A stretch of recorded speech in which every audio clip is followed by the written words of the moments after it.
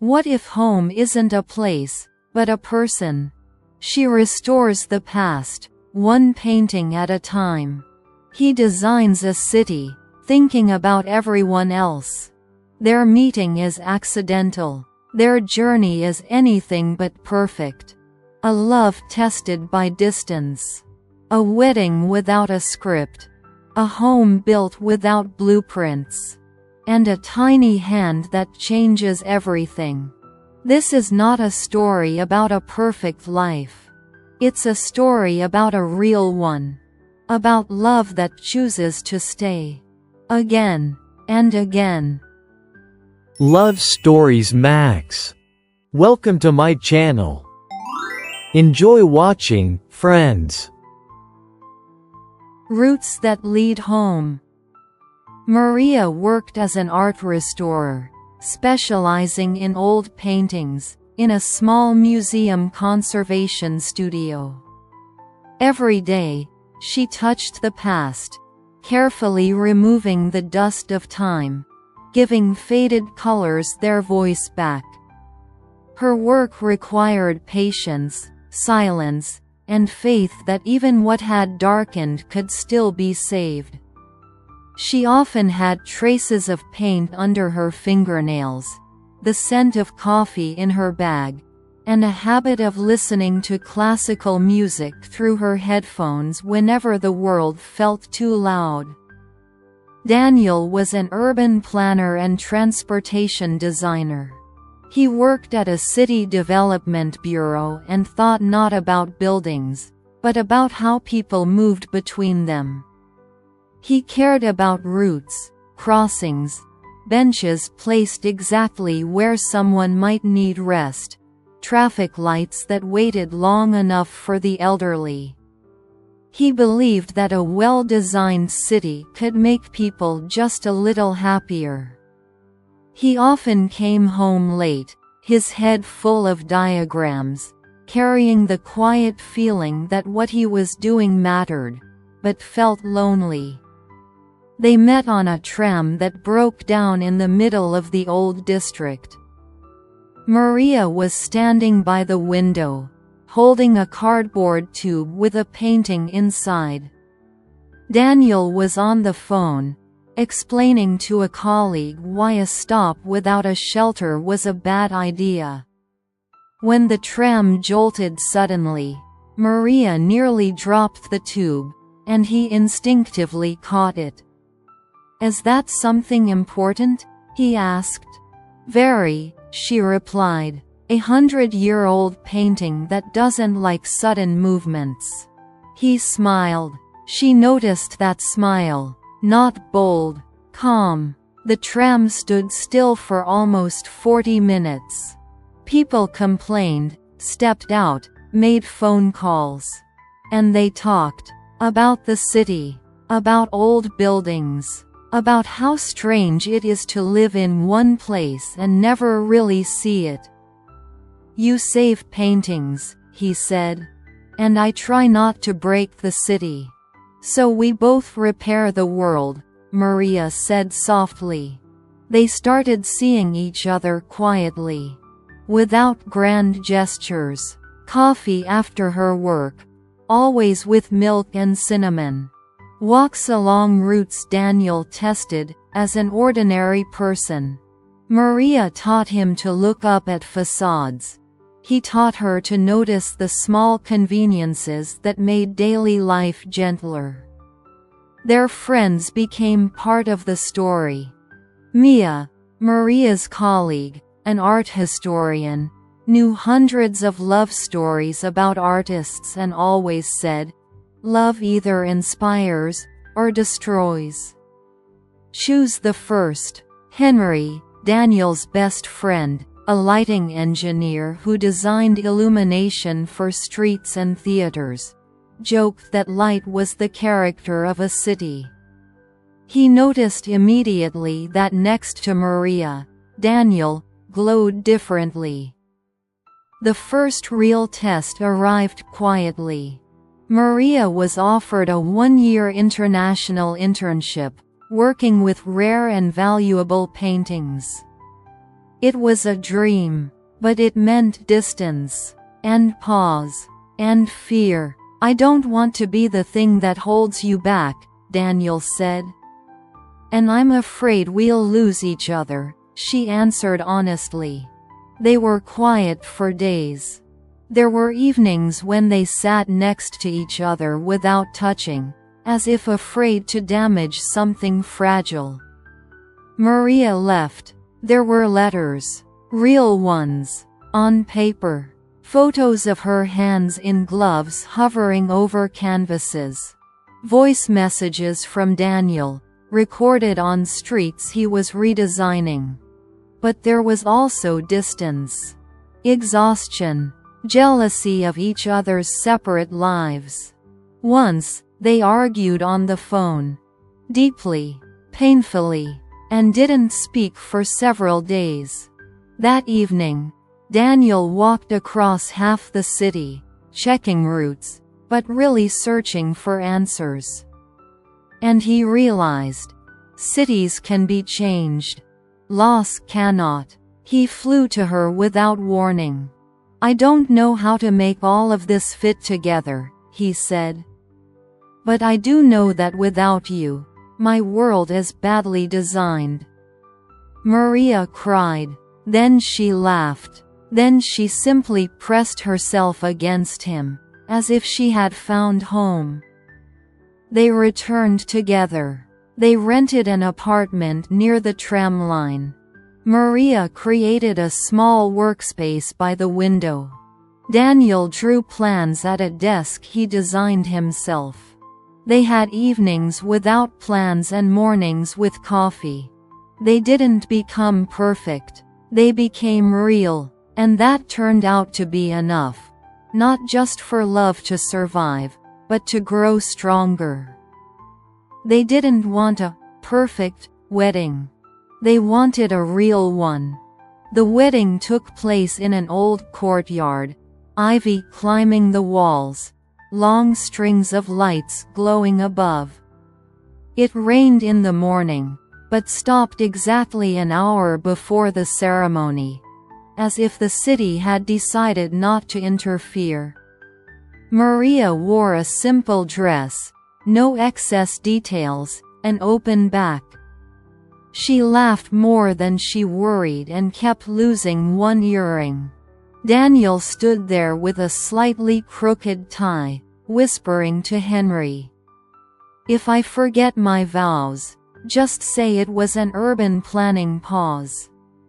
When Maria walked toward him, he forgot everything. Even how to breathe. They read their vows from wrinkled pieces of paper. "I promise," Maria said, "to love you even when you start explaining routes inside the kitchen." "And I promise," Daniel replied, "not to argue with you about wall colors." "Even when I'm right." Mia laughed first.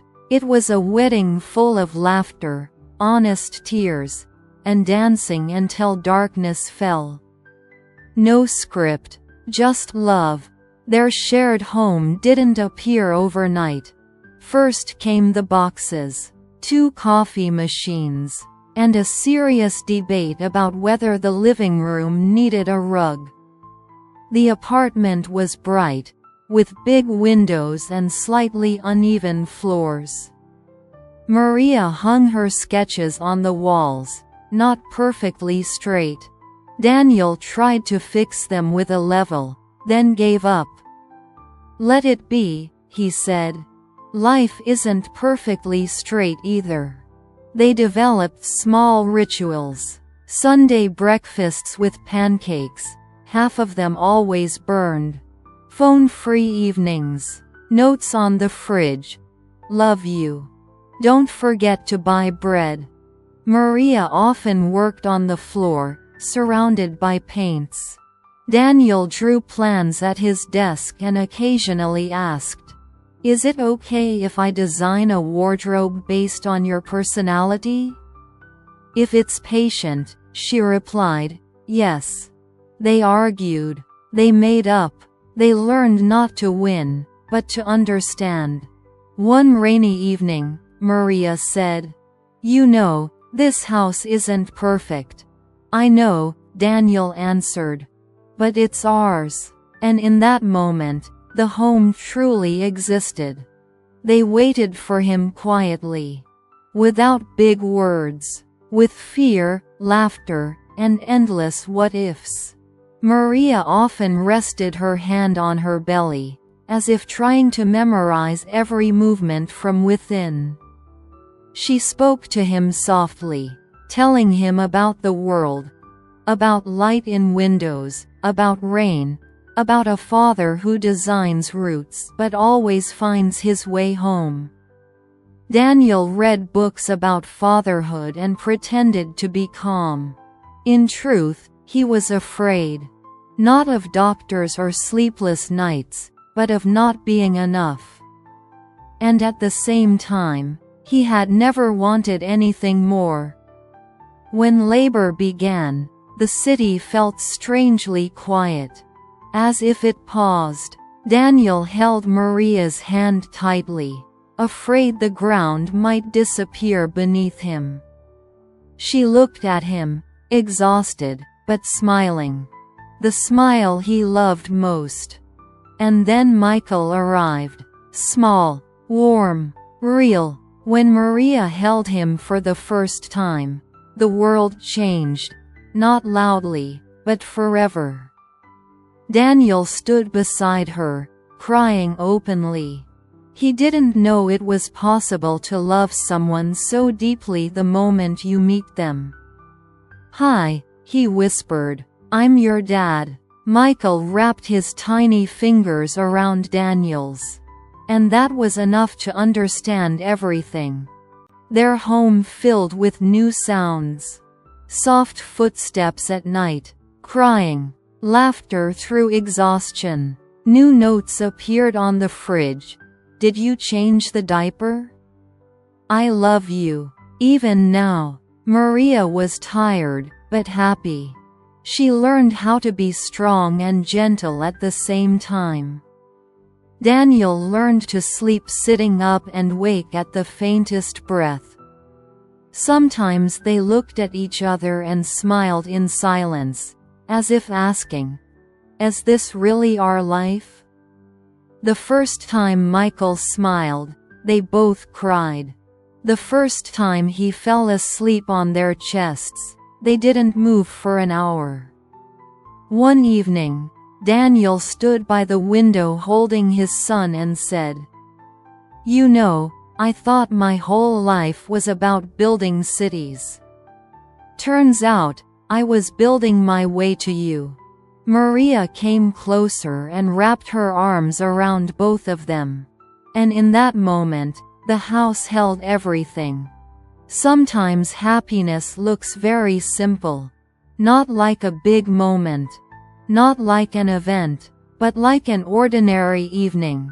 Soft light in the room, a sleeping child, and a city outside the window breathing steadily. Maria sat on the living room floor, leaning against the couch. Children's toys lay nearby. A book opened halfway, a cup of tea long gone cold. She watched Michael sleeping and thought about how strangely time changes. Once she feared the future. And now she feared only one thing. That this moment might disappear too quickly. Daniel stood by the window. He looked out at the street he had once helped design. The lights were gentle, the crossings comfortable, the benches occupied. But for the first time in his life, the city wasn't the main thing. It became the background. The meaning was behind him, in the room. He walked over quietly so as not to wake Michael and sat beside Maria. They didn't speak. They no longer needed to explain their fears to each other. They had already walked through them together. "Do you remember," Maria said softly, "how we used to think love was something loud and grand? Daniel smiled, and it turned out to be more like a home. Something you build, day by day. He looked at his hands. The same hands that once held blueprints, now holding a child, supporting a tiny back, brushing Maria's hair during the hardest nights. He understood then.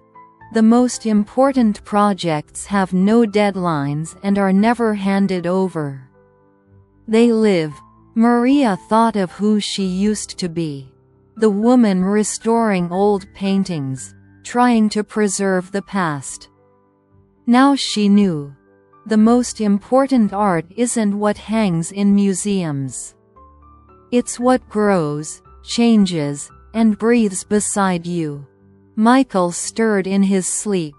Maria instinctively touched him, as if the world could still take something precious away.